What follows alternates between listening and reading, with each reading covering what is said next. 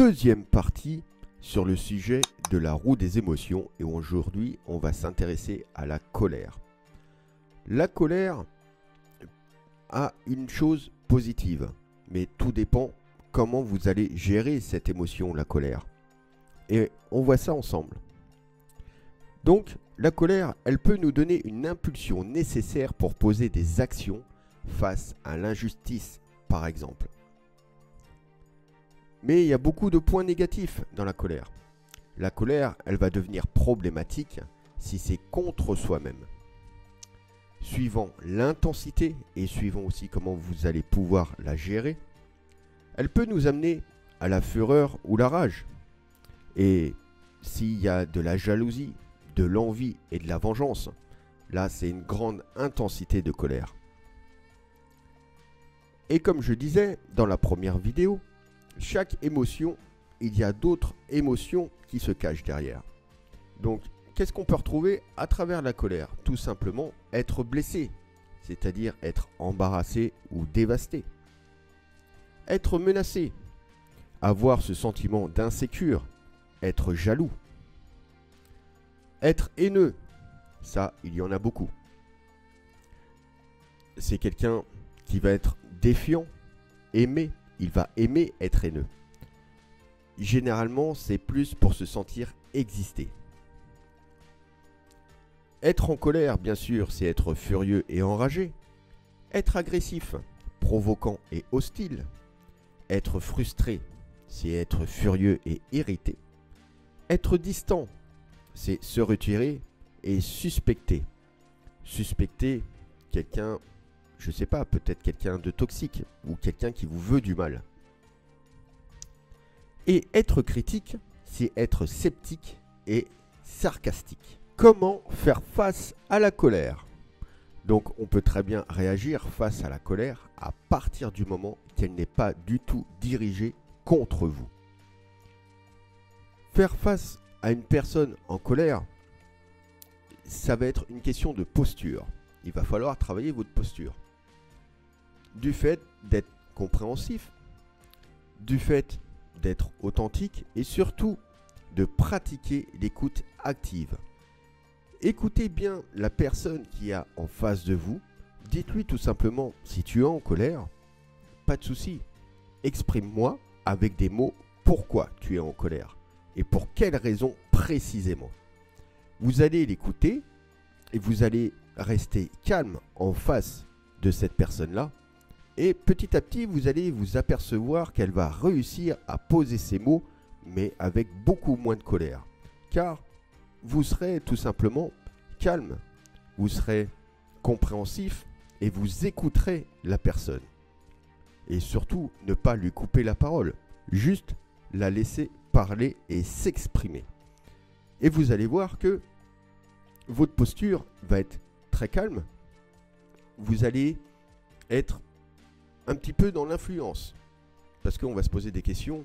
Je suis en colère, mais comment ça se fait que cette personne-là arrive à rester calme? Donc plus vous allez rester calme face à une personne qui est en colère, plus elle va se sentir en sécurité. Et donc, elle va réussir à s'exprimer librement, mais sans colère. Face à cette colère que vous pouvez ressentir, il faut toujours prendre du recul et peu importe l'émotion que vous pouvez ressentir. Et se poser une question. Pourquoi suis-je en colère? Contre qui et contre quoi? Donc il y aura plusieurs colères. La colère et l'injustice. Colère et injustice nous renseignent sur un besoin en nous qui a été négligé. Respect de notre intégrité, de nos valeurs et de notre identité. La blessure du rejet, bien sûr, ça va engendrer de la colère. Elle va être dominée par le sentiment de ne pas avoir le droit d'exister et d'être aimé. Des conséquences dans tous les domaines de la vie sociale et affective. La blessure d'abandon, bien sûr, il y aura de la colère. Ça va engendrer une dépendance affective, manque de confiance en soi et envers les autres, et une soif de reconnaissance. Dans la blessure d'abandon, bien sûr, il y a des symptômes. vous n'êtes pas dans l'obligation d'avoir tous les symptômes, mais certains symptômes. Dépendance affective, manque d'autonomie, manque estime de soi, surévaluation des autres, peur de la solitude, sentiment de culpabilité. Et à cause de cette blessure d'abandon, vous serez aussi attiré par des relations toxiques.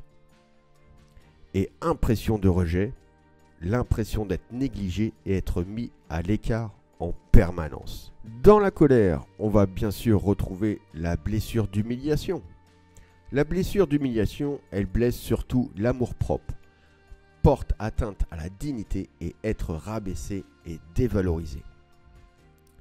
Bien sûr, dans cette blessure d'humiliation, on va trouver des symptômes comme une mauvaise image de soi, ne pas être quelqu'un de bien, peur du jugement des autres, impression récurrente d'être rejeté, manque de confiance en soi, timidité et un retrait excessif, une extrême vigilance comme être sur la défensive ou attaquer l'autre en premier, une gêne pour prendre la parole en public, tendance à la générosité et l'oubli de ses besoins, générosité extrême pour contenter l'autre. On va retrouver aussi dans la colère la blessure de trahison. Donc c'est une souffrance émotionnelle traduite par un schéma de pensée. Et la personne sera toujours dans le contrôle, peur constamment d'être blessée, trahie ou déçue. Son comportement lorsqu'on a une blessure de trahison, ça va être un comportement très contrôlante, exigeante, confiante, voire arrogante. Besoin de reconnaissance, veut toujours avoir raison, colérique et peur de l'engagement. La blessure d'injustice, comme on parlait aussi la colère et l'injustice, mais l'injustice, bien sûr, c'est une blessure.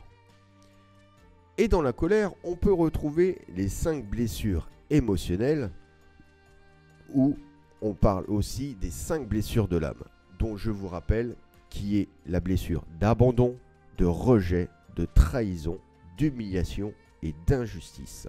Bien sûr, je ferai aussi plusieurs vidéos sur chaque blessure. Donc bien sûr, face à la colère et par rapport aussi à ces blessures qui vont engendrer de la colère, il y a des solutions. Je vous ai apporté quelques solutions. Donc la colère et injustice, marquer un temps d'arrêt, rechercher les pensées et jugements derrière la colère, identifier les besoins sous-jacents et exprimer ses sentiments. À la blessure du rejet, travailler sur l'estime de soi et sur l'isolement, car si on a cette blessure du rejet, automatiquement on va s'isoler soi-même. Blessure d'abandon, comprendre et accepter cette blessure, verbaliser ses émotions et identifier vos croyances limitantes. Car vos croyances limitantes, en fin de compte, il va créer un blocage.